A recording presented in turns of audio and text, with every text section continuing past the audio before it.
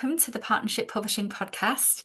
Today I am joined by John Miller, author of What's in a Year, a reflective journey through the rhythm of nature, rural life, and the changing seasons. We'll be exploring today in our conversation salmon conservation, the deep connection between rivers and storytelling, and an exciting new project supporting salmon in the River Test and the River Itchen. Welcome, John. Hey, good afternoon, Florence. How are you? Good afternoon. I'm really well, thank you. How are you doing today? Do you know what today? So just so everyone knows, recording on the 3rd of March, 2nd of March. 2nd of March, It yeah. is it is your first proper spring day out there. So five male brimstones as I went into Moorabye store. So there's that beautiful yellow butterfly in the spring. The first day I've seen them. So you sort of know with all the things going on in the world's okay when you see those in the first sunny day in March. So Oh, they were as usual. They were there. ah, fantastic. No, it's such a blessing. And I know we were just talking about the sunshine as well. It was just so nice to have that air, the fresh air, that really made it such a difference even for us today in the office. So no, spring has arrived. So, for listeners who haven't yet read What's in a Year, can you share, John, what inspired you to structure the book around the calendar year? Well, I guess the simple answer is I wrote it during a year, and I wrote every month what I did. So Yeah. it was sort of bound to be like that. But let me take a step back and answer your question properly.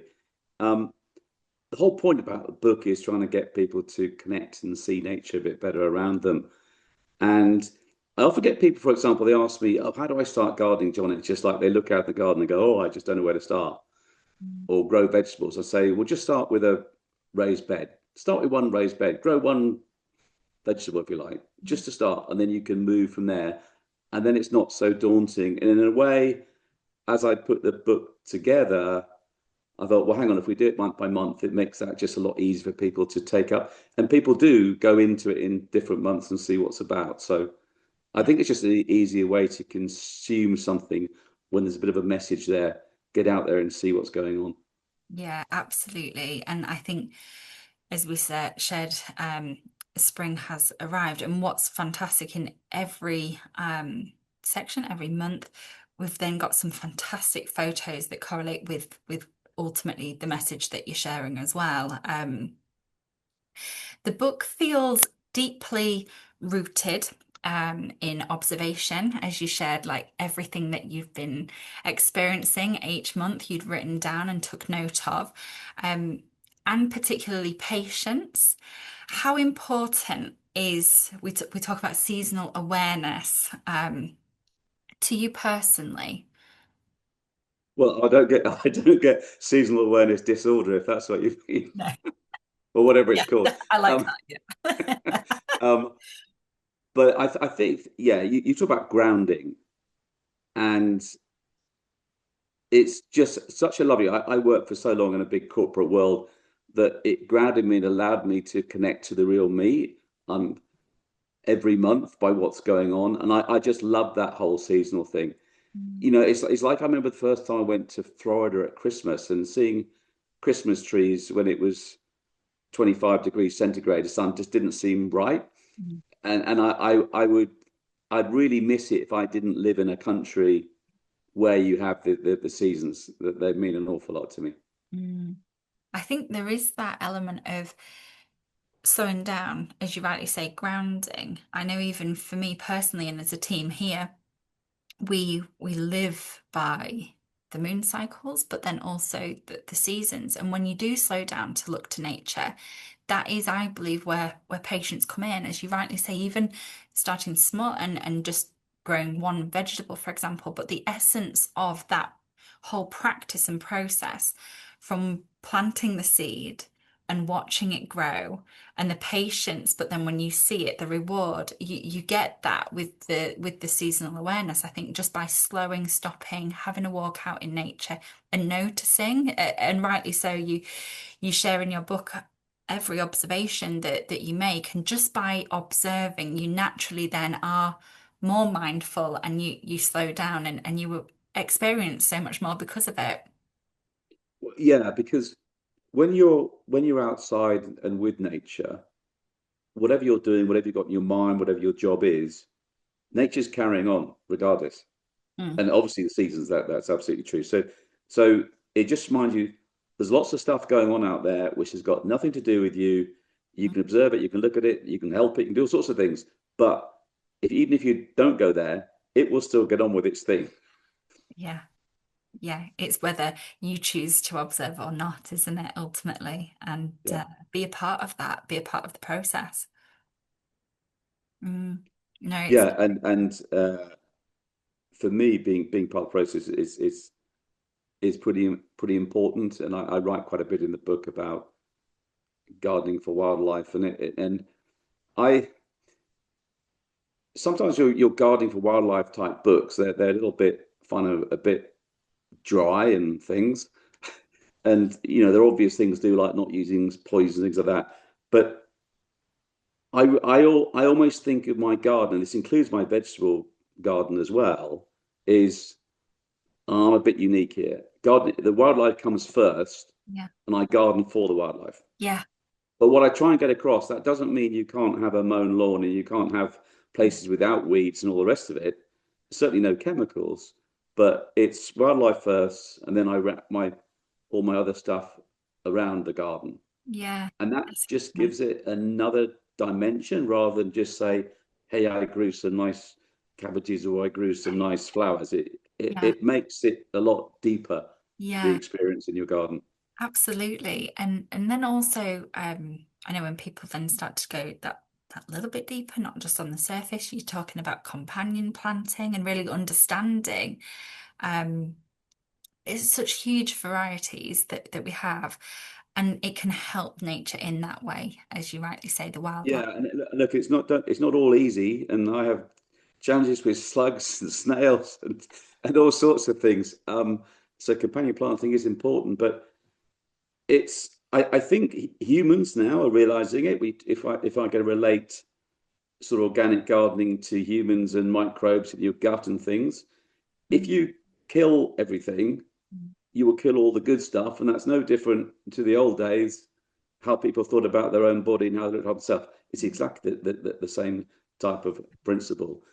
Mm. But how you transition there can be a little bit difficult to start with. So I won't beat about the bush on that. Yeah, It's not always easy.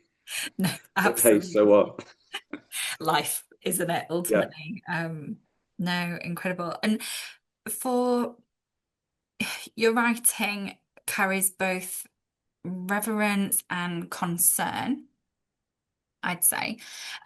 When did you first realize salmon populations were under real threat? And I appreciate this isn't everything that is in What's in a Year. We cover a lot in What's in a Year.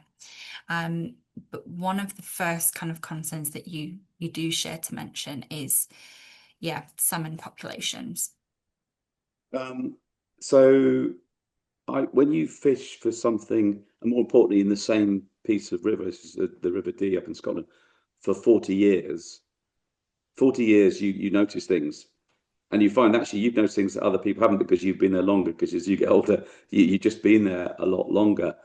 Um, so it's very sobering when I see what's happened there. And give you an idea, party of six of us have been fishing the same for 40 years, same place every year in June. We used to catch about 40 salmon and 40 sea trout when we went for our week, right?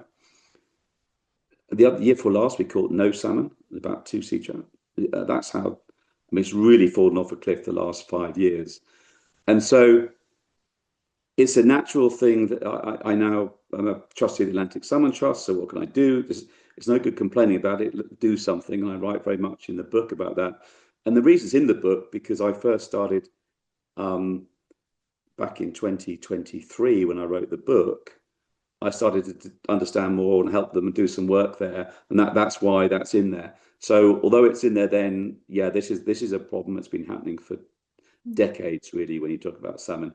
And the thing you often find in conservation is when things decline every year, bit by bit, nobody really notices. Mm, Um, And so salmon have been declining probably since the 80s, 1980s.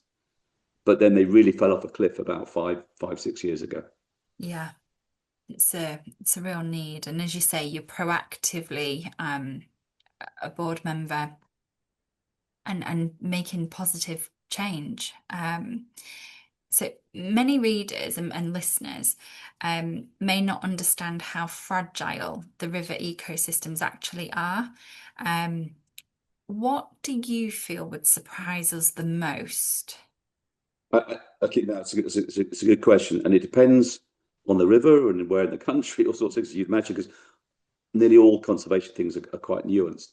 So let's take the River Dee as example in Scotland.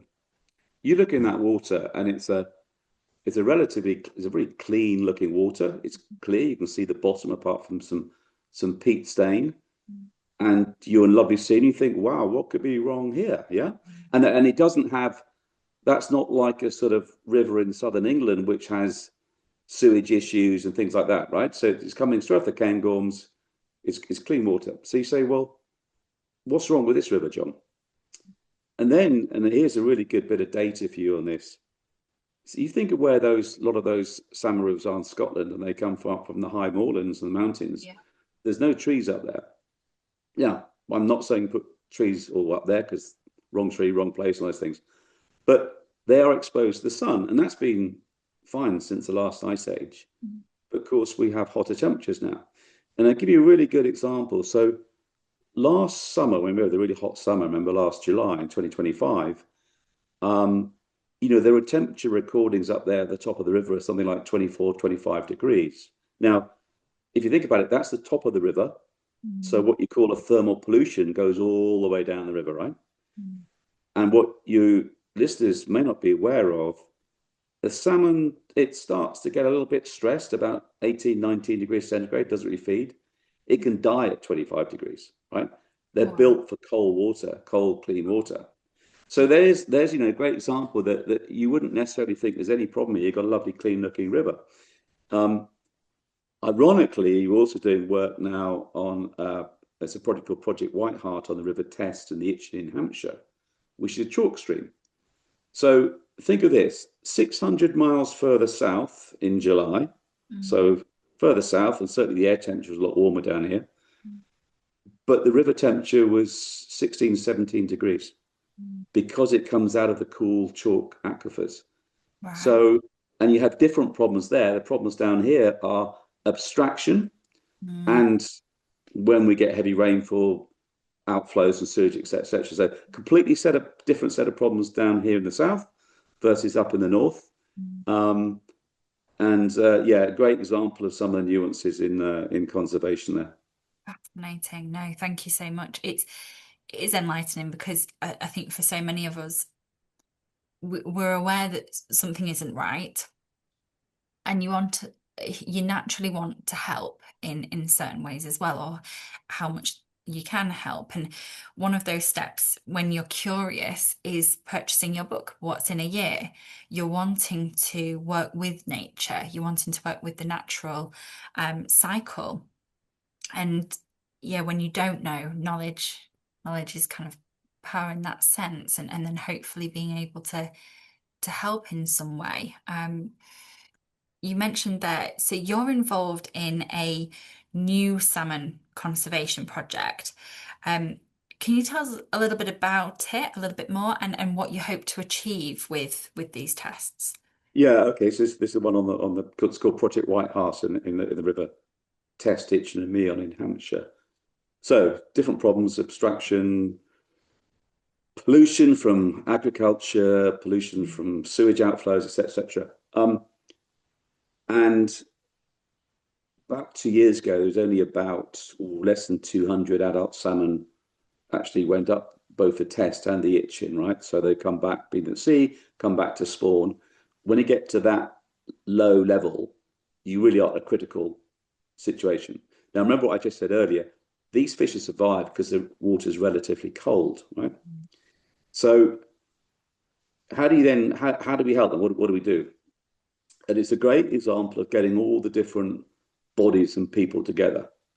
Because when you deal with a river, Mm, you deal with the Environment Agency, mhm, you deal with the water company, mhm, you deal with Natural England, you deal with the riparian owners, you deal with the farmers, you deal with the council, you deal with the police, you deal with everybody that touches that river. mm, And a river flowing through a heavily populated area like Hampshire, there are hundreds of different people that own a different little bit of that river as you go along, right? So it's um, complex from that point of view, yeah. but we're going to do it, and we're getting everyone together. I'd raise a point here because everyone will have heard awful things about water companies, Mm, and absolutely right, and it's a complete disgrace. mm, But we don't advertise this, but I'll mention it as you call it out. We are working with Southern Water mhm, because if you think about it, if you're trying to sort out a river, mhm, if you don't work with the water company, how are you actually going to sort it out, right?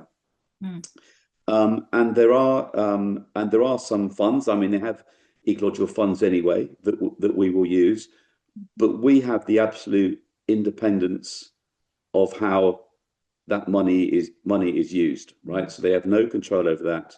The reason I call it out because people will say, "How could you yeah. work with them?" But I would take the view of polluter pays, right? Yeah. So where else are we going to get the money from? Yeah, Yeah. you might as well do something with it and do it well. Mm, Just be absolutely sure mm, you go in with eyes open, mm. and it's very clear that you are independently saying what should be done and working on. And then I can't see an issue. I can't see an issue Can't with it. argue with that. No, absolutely. And sometimes it's work with them to correct course, isn't it, as well? Uh, Yeah, and look, the very first thing we'll do is do a complete audit of the whole river, well, all the rivers, right there, the Itchen, Meon, and the um, test. And by doing that, you also mean all their tributaries. So therefore, it's the whole complete catchment mm, to look at all the problems where they lie and mm, find out that there will be. Sometimes it's just a ditch in a field that everyone's forgotten about, but there's something leaks into it. And so, who was going to pay for that? Who's going to pay us the money to do that? We've hired a project coordinator to get on with it. Who was going to pay to do that? So now we can get on with it. And of course, that in itself becomes an independent audit that then could be analysed of what the priorities should then be mm. to help the whole catchment.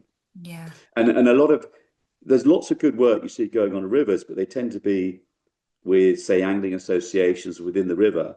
But ultimately, if you don't go back to the farmers in the fields, the house builders, the highways agency, our stuff coming off roads, the water company, all these things, Mm. you could just be putting a plaster over a problem rather than fixing the thing from ground zero. This sounds promising, as in exciting on a level of movement, of proactive action. And yes, like you, and probably many, we've watched quite a lot of documentaries and have a bit of awareness and understanding, light level, top level, but about the water companies, but also knowing that the rivers do need that help and support. So the mere fact to know that this project is underway and there's that proactive action that I think everybody just really wants to happen. Um, by yourself and a whole team and so many people that you're needing to contact and correspond with because it affects so many.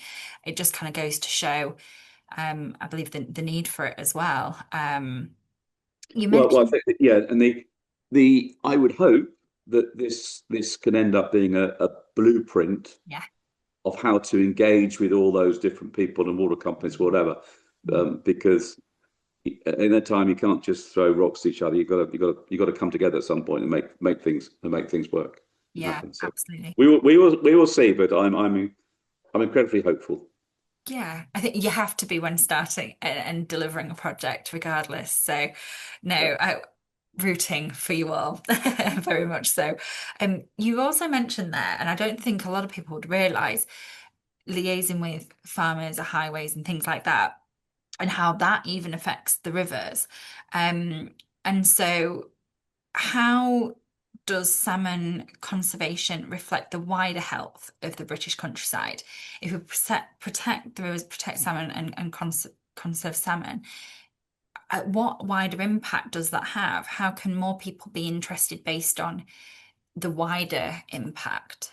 So the salmon is a, what we call an indicator species. So if the salmon's thriving, everything else in the river is thriving. And I mean everything, right?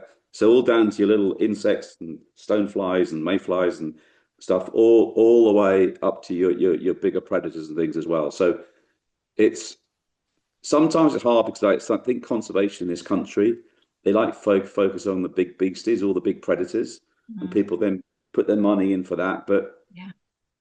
my view is we should actually start at the bottom of the food chain. We Mm, should start with insects. mm. So if insects are good, then birds are good, and Well, etc. good. etc. Yeah. I think we often have this whole thing round the wrong way. But yeah, if the salmon are healthy and returning, then Mm, the whole ecosystem's good. And by the way, not just rivers, because we have other problems with salmon at sea when they go out to sea. yeah. So if they're doing well, you're actually solving out some of the problems at sea as well. Yeah. That's so, so true. No, thank you for that. And based on your project, getting that off the ground and working with so many, do you feel that attitudes towards river stewardship is changing? Is there more openness to being proactive? Yeah, there's an awful lot, and we're actually very lucky in this country. We have you have the angling trusts, and they have nearly every river now has its own river trust. Wow, okay. Yeah. And I think probably in the old days they were probably called friends of something or something like that. Anyway, they're proper professional bodies now, um, and that's come a huge way in the last 10 years. And people are so much more aware of things. You mentioned it earlier on, and I don't mean to keep talking about my bugbears, but I think we've all had enough of looking at lions and zebras and giraffes and stuff. Focus, and that's what I try to say about the book. Focus on home, yeah. Focus what you can do just down the road, right, in your local river. Um, so that's part of what I try and encourage, Yeah. um, and not to shy away. That there are problems with water companies, and at the end of the day, we all need our water, right? So ultimately, if the landscape is actually having cleaner water, ultimately that and more resilient to drought, that will actually help the water companies as well. Yeah. And if that works better for them, then hopefully they'll have more money to invest back into the catchment as well. Of course. No, it's incredibly hopeful. For someone who feels disconnected from rural life, um, and they're listening or reading your book, how could they begin to care about things like migration or conservation in general? What would you say? What would you say to them that are wanting to be connected, but they Mm. feel disconnected? I think wherever you are in the UK, there are natural history societies, as I said, river trusts or friends of somewhere. It's amazing the groups of people. There will be something locally, Good.